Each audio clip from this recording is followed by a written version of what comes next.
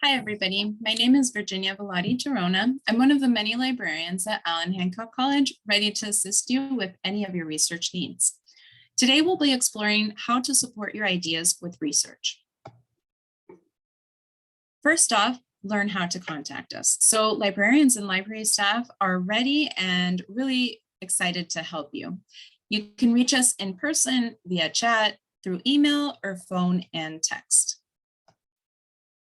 So today we'll be covering a few things, including tips and strategies on how to approach a research assignment and support your ideas, breaking down the assignment itself, developing a word bank in order to type in terms and get good results, identifying appropriate sources for the assignment requirements and your information needs, and also, as we just covered, how to reach out for assistance.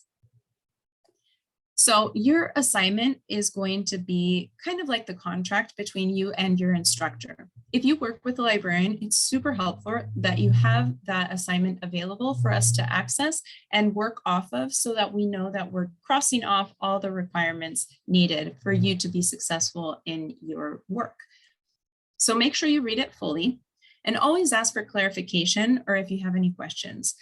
Instructors, peers, librarians, and Writing Center consultants will be happy to help you, but the main person who would be able to really break down an assignment if there are any doubts of what to do will probably be your instructor. So when you work with a librarian, we'll assist you, but sometimes we also have questions, and so we might refer you to your instructor for clarification.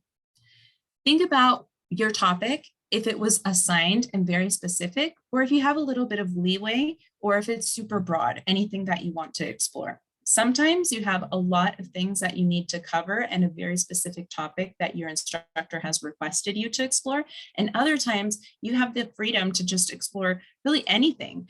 So you want to choose something that you're passionate about, whether it's something within those requirements or something that just occurred to you because you have that freedom.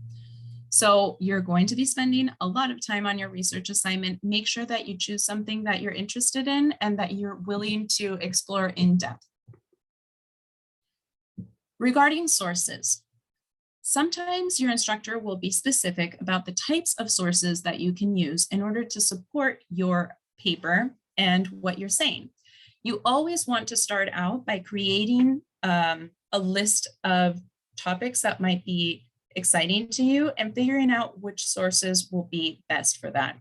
So sometimes you want to use peer-reviewed scholarly articles, which tend to be accessible through the library databases, which are free for you to use with your student ID and password.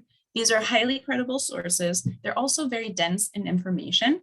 They have the audience of academics or a very technical, a very specific audience within a particular field. The vocabulary is very technical. And so again, it's something that you want to explore if that is part of your assignment, but also try to balance out with other sources because it's a little bit hard to understand a topic starting right off the bat with very dense information, very technical vocabulary. Perhaps you want to jump into your research by starting with magazine or newspaper articles just to get a grasp of what's happening about your topic and get more of like an understanding that's available to broader audiences. So it's a little bit easier to read through the content and get a good understanding of your topic. You might also need to use books or ebooks, including your textbook. And again, those might be accessible through the library, so reach out if you need help finding them. And other things you might need access to are interviews, streaming film, or maybe online resources. So if you were to Google something, perhaps a statistic would be great, or data, government websites. So there are different types of sources for the same kind of information or the topic that you're exploring. Think of research as a funnel and something that's not a linear process where you start in point A and end at point B. Sometimes you have to backtrack a little bit so that you can really get a good understanding of your topic and really find those sources that will back up the information that you're providing and what you're saying in your paper. So you start very broadly, a general topic, and then you begin to narrow down. So one example would be student loan debt. And perhaps you want to focus later on in your paper on community college students in California. And perhaps through your research, you begin to find out about programs such as the Promise program that pays for the first 2 years of school. So you started very broadly with student loan debt and became very narrow in your focus. So you could think about particular scholarships, for example, that support very specific populations like reentry students or students with disabilities. So think about how, from a very broad perspective, as you go along in your research process, you focus on something very specific. Again, as you go through your research process, you might find things that you need to backtrack and explore a little bit more, and then with that grasp of understanding can move forward. So the important thing is that you have the research you're looking for, and then begin to write your paper. Because sometimes you start with an idea, and then as you research, you realize that there's not very much out there on your topic. And so you need to modify a little bit what you're trying to talk about in your particular assignment. So one thing that you might want to explore is what you already know. This is really helpful. If you're just starting out with a topic, perhaps you've learned about this a little bit in a class lecture or from prior experience because of personal interest in a subject. So what do you already know about your topic? Sometimes you know quite a bit, and sometimes you don't know anything at all, and that's okay. In order to begin finding sources, you have to just start writing down a few terms that are related to your topic, and you can just write them down and start to expand on them as you move along in the research process. The reason you want to do this is because as you move forward, you'll want to switch around terms when you're exploring topics in a database, for example, so that you yield the results that you need. Sometimes we find a term that is not the best one for that particular database, and so you won't yield as many results as perhaps a synonym of your term. So ways in which you can expand your keyword bank is by thinking about the 5 W's: who, what, where, when, why. And you might want to consider key players, dates, geographic locations, anything that relates to that. Again, synonyms of the key terms that you've already thought of. So student loan perhaps is student debt, financial aid. Think about things that are related to your topic and expressed differently. Background sources are great. So perhaps you access an encyclopedia through one of the library databases, or even Wikipedia, which would not be a main source for you, but it's just a place to gather ideas and jot down a few terms. Then with those terms, you can find really great sources, but you started out in a very general space. Again, lectures might provide clues, conversations with peers, and other avenues. Your instructor might tell you that you can only use library sources, or perhaps you're also able to use Google and find information that way. So library databases are always going to be subscription-based, and you have access with your student ID and password. You can access individual databases or more than one resource at a time. They are all going to be curated materials, which are credible and of high quality. And they also include some really great time-saving tools. For example, citation tools or email tools, even read aloud. Outside sources might be a great way to find data and statistics. If you need information from a government site, education site, other nonprofits, you want to explore that way. Sometimes it's a mixed bag, or most of the time, it's a mixed bag of quality and credibility. So you want to make sure that you're engaging in lateral reading.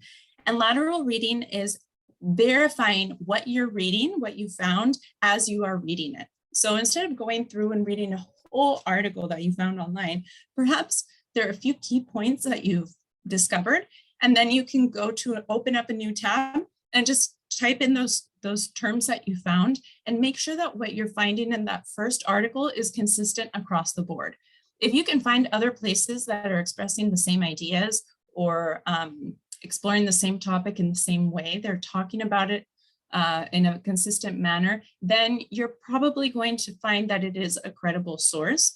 But if for some reason you found this great article, but nowhere else can you find that information, no other source of information covers it, you want to be a little bit skeptical. So if you ever need help addressing outside resources, make sure that you check in with the librarian, and we can kind of break down the process and let you know how to go about discovering ways that are telltale signs that that is or isn't a credible and quality source. So right now we're going to demonstrate how to navigate OneSearch, which again is accessing many materials at once, and also how to find the databases. Again, if you have any questions, please reach out to help. For help, we are here to assist you. The library website will have many different sources. So if you ever have questions, we do have chat available right here, and you can just start asking a question. It also lists our hours if you want to talk to a person in person, and you can also text or call us. So many avenues for assistance. This is the OneSearch bar. So we were talking about student loan debt. So I'll type in my terms, not a question, not a sentence, just my main terms. That alone brought up over 200,000 results. I'm going to use my filters here on the left-hand side to narrow down based on my requirements. Say my instructor required a peer-reviewed journal that was published in the last 10 years. So I'm going to use the filters on the left-hand side to refine, yeah, that's the last 10 years, refine my sources. We're still in the 72,000s, which is a lot. Oh, didn't keep that. All right, so now we're down to 9,000, which is still quite a bit. As I go down, I can scroll through and see if any of these make sense for what I need. I can narrow further, for example, by using subjects. So if what I want to study is, let's see, North America, for example, then I can click on that. And that's kind of like a subset of my results. And I'm down to 623. I might find something that's of interest here. So this, as you can tell, is a lot more specific. This is talking about student loan debt and racial wealth gaps. Perhaps I didn't think about this as a subject because I started very broadly, but it is something that I want to explore. So I'll click on here. And then it'll give me a description of the article. If I think this might be helpful, I'm going to go ahead and email it to myself. This is one of the tools. That is basically how you navigate OneSearch. Now we're going to see how to access the library databases. So I'm back to my main library page. I'm going to copy these terms and go down to the research section here, where it says articles and resources. I want to access general databases in this case. A great one is Academic Search Complete. This is one that you might use many times throughout your time at Allen Hancock because it's multidisciplinary. So it requires, it accesses information from many different disciplines and subjects. So it's really helpful to become familiar with this one. The way you navigate it is very similar to OneSearch, the one that we just did. So I'm going to type in my terms. It gives me some suggestions, but we had talked about the wealth gap and racial inequalities. So again, I'm just typing in my terms, and perhaps from these terms, I find others that are helpful, like race or inequalities or student debt. So let's see what pops up here. This is giving me only 2 results, which isn't very much, but since we're here, let's try to see if this helps. So does student loan debt contribute to racial wealth gaps? I'm going to click on it. This is an academic journal. brings me to a landing page with a summary of the article. So this is not the whole article. This is a 28-page article, which I can find by clicking on PDF full text on the left side of the screen. It will open up on a new tab. And this is where I have the actual article. So if based on the summary, I discover that this is something that I want to explore further, I'm not going to finish reading it. I'm just immediately going to email it to myself. That way I don't lose track of it. If my computer runs out of battery, I get interrupted with something, I can just send it to myself. Along with this, you can also send yourself a citation and make sure that you're selecting the one that is appropriate for your class. Many times it's either APA or MLA, but it might be something else. If you're taking a history class, you might hear about Chicago. So just make sure you are selecting the correct format. So then once I'm done with that, I'll go back to my result list. That was an academic journal, 28 pages, dense with information, very technical. But here I have a newspaper. And this might break it down a little bit more easily for me, since it's kind of a new topic for me and I'm just getting started. I might want to start out with that newspaper article because it's written for a general audience rather for an academic one. And so it'll be a lot shorter. The vocabulary used is going to be a little bit more accessible. So it's just giving me data, some background information, perhaps a little bit of an interview. So if I decide again that I might want to use this, I will go to email it to myself, select the citation that I'd like, and then send it. Note how I had only gotten 2 results, but this might help me find more. So minority students, student loan debt, employment discrimination. So let's go back and type some of these. So student debt and wealth gap. Perhaps with those, I'll find more results, just 5 in this case. It's not very much more, but still a little bit more to work with. Okay, so this seems to be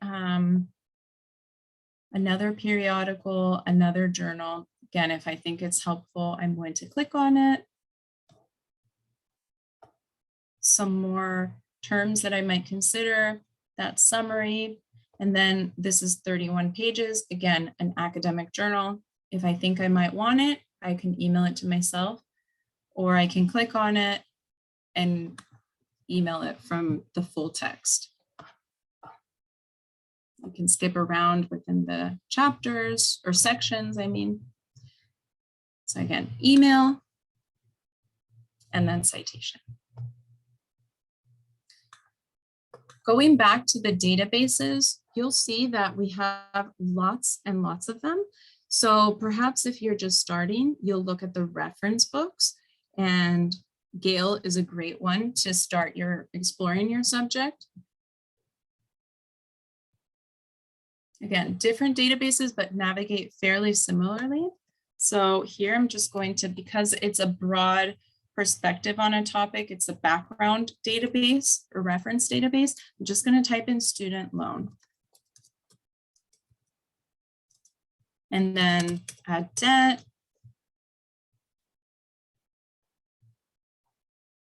So here I can choose from different encyclopedias regarding my topic. This is about race and ethnicity. Perhaps that's something that I want to explore. Public opinion about education. Maybe this is something that I'm interested in. So I'll click on it. As I skim through, I might find that this is something that I like. Again, provides data specific to the US, education costs. So this is something that might be helpful to me as I'm beginning to explore my topic. Same tools here at the top. I can send it to myself. I can cite it.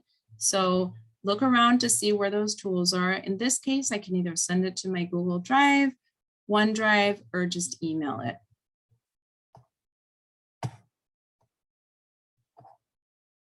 We discussed using other types of sources, so perhaps a film database might be helpful. If I go to Films on Demand, I'll find a variety of academic films, some lengthy and some shorter. Student.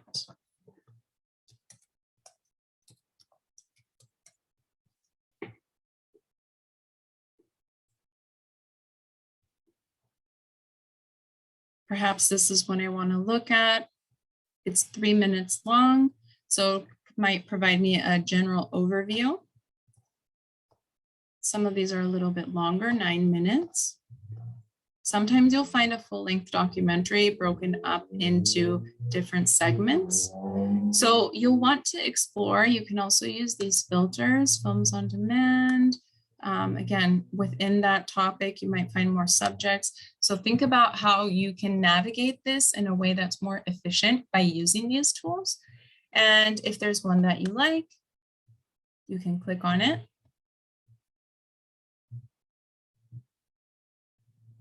It has a transcript for the video. And then tools are down here. So you can share it in order to send to yourself. You can embed the link, or you can just email it, which is probably the easiest part. And then you can also cite. So regardless of the type of tool that you are using in the library, you have these tools which are really great. Again, remember that there are online sources that might be really helpful. So sometimes you can look at Google, and by typing in your main terms, you can narrow down a little bit further. So for example, student loan debt, and then I only want to look at government websites. So I'm going to type site : and then .gov. What this does is only pull up articles that are going to be listed in government websites. So I'm already filtering through quite a bit. I have over 900,000 results, but they're all going to be government websites. So you'll know that these are credible. And you can take a look. Some of them have to do with bills, initiatives. Others have to do with the actual, like FAFSA. You might find information on how to apply for FAFSA. You might find transcripts from a court case regarding student loans. So think about how each of these might work. You can also include, well, gap. So perhaps I'm interested in this one. I'll click right here. Because it's a government website, I might find more credible information in this case, but those tools aren't there. So if you need help citing, just in case, if you want to practice lateral reading, check in with a librarian and we can help you with both. But that is a really quick way of narrowing down your results. Another great way to limit results is by doing cite and then .edu. That's only going to pull up articles and resources that are from education websites. So this is from 2021. There are other tools that you might be able to use in order to filter by time for types of results. This might be a great article to include as one of your sources. Again, check in with your instructor and make sure that that is something that you can use for your paper. So Brookings Institute is a credible source. Student loans, the racial wealth divide, and why we need full student debt cancellation. So this is a pretty lengthy report. You have information about the writers here. If you want more information about the organization itself, there might be an about room. Yeah, about us, so you can get more information about who they are. And then if you want to practice lateral reading, you might want to look up Brookings Institute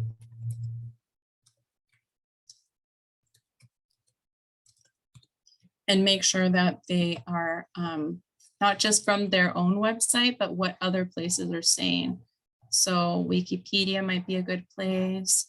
Britannica is a reference source, so you could look that up. So think about how you might use other tabs to look up information on Brookings Institute. This is supporting your ideas with research. So we covered quite a bit. Make sure that you check in with us if you have any other questions. We are going to tailor each example to your specific needs. And then if you have anything very specific, like a citation question, anything like that, you can always reach out to us. So please do. I look forward to working with you in the future. And if you have any feedback, please let us know. Thank you so much. Take care.